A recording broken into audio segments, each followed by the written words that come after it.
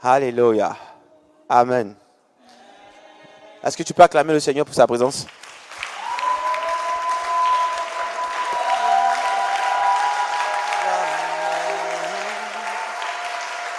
Que Dieu vous bénisse, on va s'asseoir. Amen. Aujourd'hui, on va passer un peu de temps dans la prière, dans l'adoration. Il y a quelque chose de spécial que Dieu va dégager pour nous. Amen. J'aimerais simplement que vous vous connectez. Le thème, c'est marcher dans l'esprit de la lettre. Marcher dans l'esprit de la lettre. Je lis la parole de Dieu. La Bible dit, au commencement, Jean 1:1, au commencement était la parole, et la parole était avec Dieu, et la parole était Dieu. Jean 1:14, et la parole a été faite chair, elle habitait parmi nous, pleine de grâce et de vérité. Et nous avons contemplé sa gloire, une gloire comme la gloire du Fils unique venu du Père. Alléluia. Ici, il y a quelque chose de particulier. On nous fait comprendre que toute chose est basée sur la parole. Quelqu'un me suit? Sur la parole. Tout est basé sur la parole. Donc, on dit que la parole est devenue chair. La parole est devenue homme en la personne de notre Seigneur Jésus-Christ de Nazareth. Donc, la parole de Dieu est devenue quoi? Chair. Quelqu'un me suit? Matthieu 24:35 dit, le ciel et la terre passeront, mais mes paroles ne passeront pas. Le ciel et la terre passeront, mais mes paroles ne passeront pas. Jean 6:63 dit, les paroles que je vous ai données sont esprit et vie. Amen. Je reviens maintenant au thème. Le thème, c'est marcher dans l'esprit de la lettre. Ici, quand on parle de lettre, on veut parler de mots. Amen. Les mots qui sont bien évidemment issus des paroles prononcées par notre Dieu. Quelqu'un me suit? On parle de lettres, on parle de mots, mais de quels mots? Des mots qui proviennent de Dieu. Amen. Quand on nous dit de marcher selon l'esprit de la lettre, on nous demande ici, parce qu'on parle de la lettre, on veut parler des mots. Mais quand on parle de l'esprit, on veut parler de l'intention de celui qui émet les mots. Quelqu'un me suit? Je reprends. Marcher selon l'esprit de la lettre. Ça veut dire ne pas seulement se focaliser sur la parole, mais d'épouser l'esprit qui dégage cette parole. Le but de ce thème, c'est de nous encourager à faire plus qu'on ne le fait. Amen. Vous savez, beaucoup se disent chrétiens parce qu'ils passent du temps à lire leur Bible. Amen. Pour moi, la personne qui lit la Bible peut être un sympathisant du Christ, mais ne pas être forcément disciple. Pour moi, celui qui est disciple, c'est celui qui lit et qui met en application ce qui est dit. Et celui qui cherche à savoir les thèmes ou bien l'intention cachée des paroles qui sont issues de Dieu. Quand Jésus parlait, il parlait toujours en parabole. Ça veut dire que si on se focalisait seulement sur les mots qui sortaient, il aurait été difficile de percevoir le sens de ce qu'il voulait nous donner comme message. Donc il fallait suivre l'esprit de ce qu'il disait. Amen. C'est pourquoi il dit que les paroles que je vous ai données sont esprit et vie. Amen. On va encore plus loin. En Jean 16, verset 12, qu'est-ce qu'il dit? Allons vite, allons J'ai vite. encore beaucoup de choses à vous dire, mais vous ne pouvez pas les porter maintenant. 13. Quand le consolateur sera venu, l'esprit de vérité, il vous conduira dans toute la vérité. Car il ne parlera pas de lui-même, mais il dira tout ce qu'il aura entendu et il vous annoncera les choses à venir. Amen. Amen. Voici ce qui est intéressant. Jésus dit, il y a encore beaucoup de choses à dire, mais nous n'avons pas l'étoffe, l'envergure, la taille nécessaire pour pouvoir comprendre ou appréhender ce qu'il veut nous dire. Mais lorsque le consolateur sera venu, qui est le consolateur? L'esprit de vérité. L'esprit de vérité. Quand le consolateur sera venu, lui, il va nous donner ces choses-là. Pourquoi? Parce que l'esprit va nous donner en fonction de notre compréhension. Ah, quelqu'un m'a pas compris. C'est-à-dire que quand la parole de Jésus sort, elle est directive. Elle sort pour tout le monde. Elle est globale, elle sort pour tout le monde. Maintenant, c'est du rôle du Saint-Esprit de prendre cette parole et d'en faire un message particulier pour toi. Donc, c'est ce pourquoi, quand tu lis la parole de Dieu aujourd'hui, tu comprends quelque chose qui te marque. Et demain, tu viens lire le même verset, mais tu n'as plus la même compréhension, tu as une nouvelle compréhension. Pourquoi? Parce que l'esprit se saisit de ce qui est directif, c'est ce qui est général. Et en fait, un message particulier pour toi. C'est pourquoi Jésus dit, j'ai encore beaucoup de choses à dire, mais vous ne pouvez pas en ce moment comprendre. Mais l'esprit de vérité viendra et il va vous dire, pas ce que lui veut, mais ce qu'il a entendu dire de moi. Il va vous le dire et vous annoncer les choses à venir. Amen. Dans d'autres versions, en Jean 14, verset 26, on dit, mais quand le consolateur, le Saint-Esprit, que le Père enverra en mon nom, vous enseignera toutes choses et vous rappellera ce que je vous ai dit. C'est-à-dire que quand la parole de Dieu, quand tu lis la parole de Dieu, c'est le Saint-Esprit qui vient donner vie à cette parole de Dieu et qui l'anime dans ton esprit. Mais pour ça, il faut la lire. Il faut être en contact avec elle. Mais si vous ne lisez pas la parole de Dieu, comment vous voulez que le Saint-Esprit puisse venir activer la vie de cette parole en vous? Vous le lisez, la foi est une ferme assurance des choses qu'on entend, une démonstration de ce qu'on ne voit pas. Mais vous ne pouvez pas comprendre tant que le Saint-Esprit n'est pas en train de venir vous expliquer ce que ça signifie étape par étape. Et ce qui fait que ta foi grandit étape par étape. Tu ne lis pas la parole de Dieu. Comment est-ce que tu veux pouvoir réfléchir? Parce que, en fait, la Bible dit quoi? On dit, Matthieu 24, verset 35, on dit le ciel et la terre passeront, mais les paroles de Dieu ne passeront pas. On est en train de te montrer l'importance, la primeur de la parole sur tout le monde, sur l'univers entier. Mais toi, tu prends ça en troisième lieu, en quatrième lieu. Tu ne comprends pas que c'est le principal. Tu dois en faire même ton étude. C'est ta constitution qui est là. Tu dois prendre, essayer. Comment on fait pour avoir une grande foi? On dit la foi vient de ce qu'on entend pour venir de la parole de Dieu. Mais la foi là, vient de ce qu'on entend pour venir de la parole de Dieu. Mais tu entends quoi?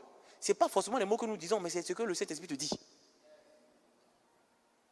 Quand tu finis de lire la parole, le Saint-Esprit engage une conversation avec toi. Bien entendu, c'est un Dieu clément. Donc il le fait avec ton accord. Mais comment tu l'invites à le faire? C'est quand tu lui poses des questions, mais ça veut dire quoi? Quand toi-même tu lis, tu poses la question, mais la foi est une ferme assurance. Assurance, ferme assurance, ça veut dire quoi? Et il te pousse à aller chercher peut-être un dictionnaire. Tu cherches ferme, assurance. Et puis commence à t'expliquer. Voici ce que ça signifie. Quand on a une ferme assurance, ça veut dire que c'est une confiance exagérée. Tu dis, il commence à les disséquer pour toi. C'est là que tu commences à comprendre. Tu dis, voilà pourquoi là j'échouais. Parce que quand l'inquiétude venait, je ne savais pas que l'inquiétude était un ennemi de la foi. Mais j'ai compris maintenant que l'inquiétude était un ennemi de la foi. C'est pourquoi quand l'inquiétude vient, je sors mon âme. Quelle âme? Il dit, prenez toutes les âmes spirituelles. Le bouclier de la foi.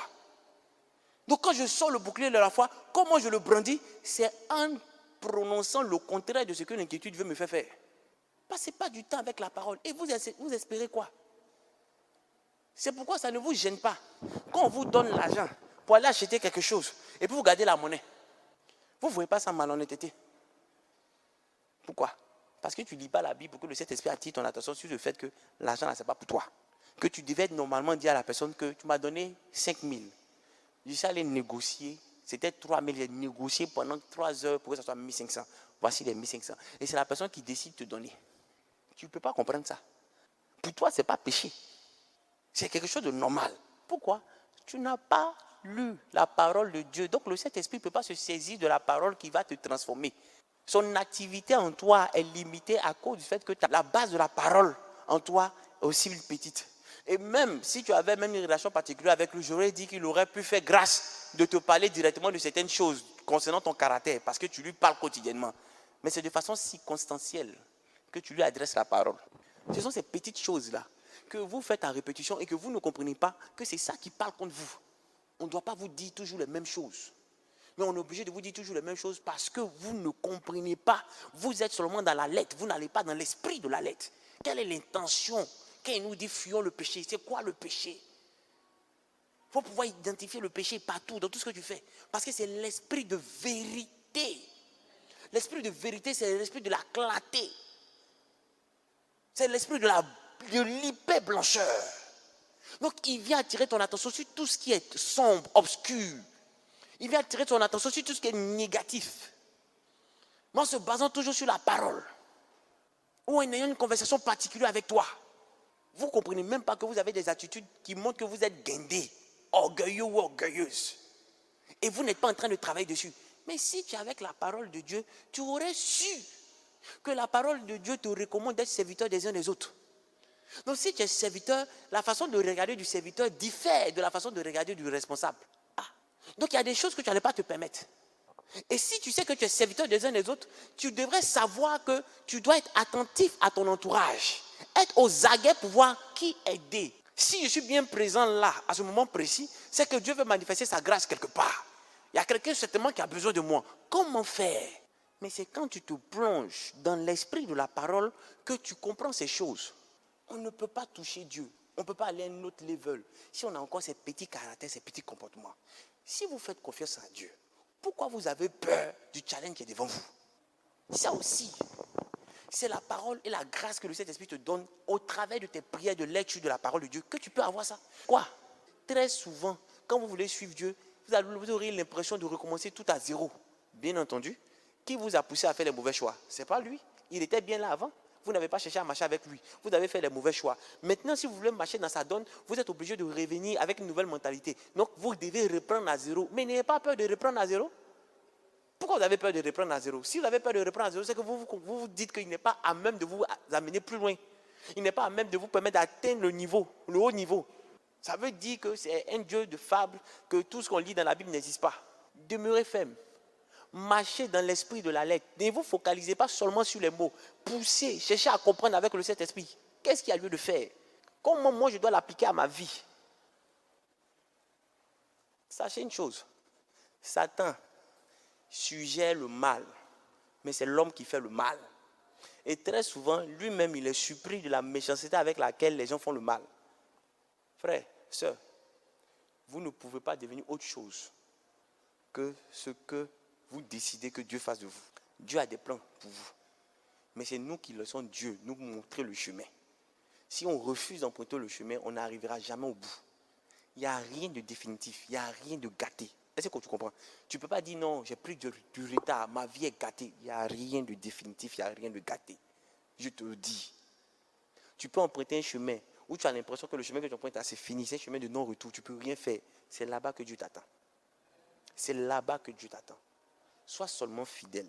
Tes acquis, ce que tu as appris, ce que tu sais, il ne faut pas les abandonner. Continue. Continue. Augmente ta connaissance de ce qui est Dieu. Ne te limite pas à ce que tu savais. Chaque jour suffit sa peine. Chaque jour, tu dois chercher à connaître un peu plus de lui. Chaque jour, tu dois chercher à apprendre un peu plus de lui. C'est comme ça que tu grandis. Comment vous pouvez être dans un environnement, dans un entourage, et puis l'entourage ou l'environnement, vous n'êtes pas des bénédictions pour l'entourage et l'environnement, et vous allez venir dire que vous êtes du CCIR. Ça ne peut pas être du CCIR. Vous devez changer de caractère. Si hier, tu étais bien, tu dois être meilleur aujourd'hui. Tu dois t'améliorer de jour en jour. Mais tout part parce que tu te remets en cause et tu cherches à checker dans ton environnement, dans toi-même, qu'est-ce qui ne va pas. Je vous dis, les bénédictions, on ne les a pas parce qu'on prie. On ne les a pas parce qu'on jeûne beaucoup. Mais c'est lorsqu'on grandit spirituellement, lorsqu'on devient mature, que les bénédictions, que Dieu nous les donne. Mais la maturité selon Dieu, là, c'est lorsque tu comprends et que tu agis en conformité des choses qui sont célestes. Donc, franchement, Jean 14, verset 26, mais le consolateur, le Saint-Esprit, que le Père enverra en mon nom, vous enseignera toutes choses et vous rappellera tout ce que je vous ai dit. Donc, comprenez que Dieu est avec nous. Le Saint-Esprit va nous enseigner tout ce qui est convenable. Tout ce qui est convenable. Et comme je vous le disais tantôt, ne soyez pas prompt à rechercher les choses gratuites. Ne soyez pas prompt à le faire. Tout a été montré par A plus B. Si aujourd'hui on vient te donner un micro facilement, gratuitement, tu ne vas pas prendre ça au sérieux. Parce que vous devez comprendre c'est quoi le coût et c'est quoi la valeur. Tu peux avoir le coût d'une chaussure. On te dit 50 000. Ça, c'est le coût. Mais la valeur de la chaussure dépend du temps, du travail que tu as entrepris pour avoir les 50 000. Donc, vous devez comprendre que tout ce que vous devez avoir doit avoir de la valeur. Et plus ça dure avant de l'avoir, ça veut dire que ce que vous allez avoir va durer dans le temps. Apprenez à connaître la valeur des choses. Ne soyez pas prompt à vous limiter au coût. Apprenez à connaître la valeur des choses. quand vous voyez des gens qui se battent, puis disent non, j'ai trop galéré pour avoir ça. Puis tu te dis quoi? Ce petit truc-là, mais est-ce que tu sais ce qu'il a enduré pour avoir ce truc-là? Le temps qu'il a passé, les difficultés qu'il a traversées. C'est ça la valeur. Mais quand on te donne comme ça, tu ne comprends pas. Amen. C'est pourquoi nous avons un Dieu, lorsque tu lui demandes l'amour, il ne te donne pas de l'amour, il te donne des gens détestables à aimer. Quand il a dit, ma paix, je vous la donne, mais pas comme le monde vous donne. C'est qu'il ne donne pas comme le monde donne. Le monde là, si tu dis que tu as faim, ils vont te donner la nourriture ou bien l'argent. Mais Dieu, tu dis que tu as faim, il va te soulever comme ça, puis il va te donner un endroit désertique. Il dit, il faut cultiver. Vieux, comment? Il dit cultive. C'est même pas la terre même, il dit cultive. Quand tu vas te lever, que tu vas vouloir te mettre en mouvement, tu auras la sémence. Quand tu vas continuer, que tu vas te mettre en mouvement, le temps sera favorable. C'est comme ça qu'il donne. Il ne donne pas ça comme ça. Genre brut, fini. Il donne toujours en matière première. Et c'est à toi de pouvoir rendre ça fait, fini. Si on lit la Bible, vous allez voir, tout part de là. Dieu nous donne, pas comme le monde donne. Il donne brut. C'est toi qui dois travailler pour que ça devienne fini. Et puis c'est là que tu diras, ah, j'ai demandé l'amour, il m'a donné l'amour. Que Dieu vous bénisse. Faites attention à votre caractère. Lisez la Bible et ne marchez selon l'esprit de la parole, en étant des personnes prévenantes pour savoir ce que Dieu attend de vous avant même que nous puissions le dire. Pourquoi? Parce que vous êtes close, vous êtes proche de lui. Vous êtes en train de réfléchir avec l'aide du Saint-Esprit sur ce qu'il attend pleinement de vous. Chaque jour, vous vous remettez en cause. Vous vous remettez en cause. Vous ne cherchez pas à avoir raison. Même quand quelqu'un vient te séparer par la paix, il dit non, vous n'avez pas eu le droit de vous comporter d'une telle façon. Tu dois être le premier à aller demander pardon aux autres, même s'ils ont tort. Mais tu ne dois pas attendre qu'ils viennent te demander pardon. Quand ça commence comme ça, si l'autre t'a dit ça, que ça t'a fait mal, c'est que toi tu as un problème. Tu as un problème, mais tu dois savoir que tant que cela dépend de toi, tu dois être en paix avec tout le monde. Et que tu dois apprendre à supporter. Pourquoi ne supportez-vous pas des uns et des autres quelques injustices? Je dois apprendre à supporter les injustices de mes frères. Je supporte les injustices de mes frères. Je ne suis pas toujours en train de leur dire, c'est que ta frère, ça ne me plaît pas. Ça ne me plaît pas. J'apprends à amortir le choc, à trouver des excuses aux frères et puis à chercher à m'améliorer.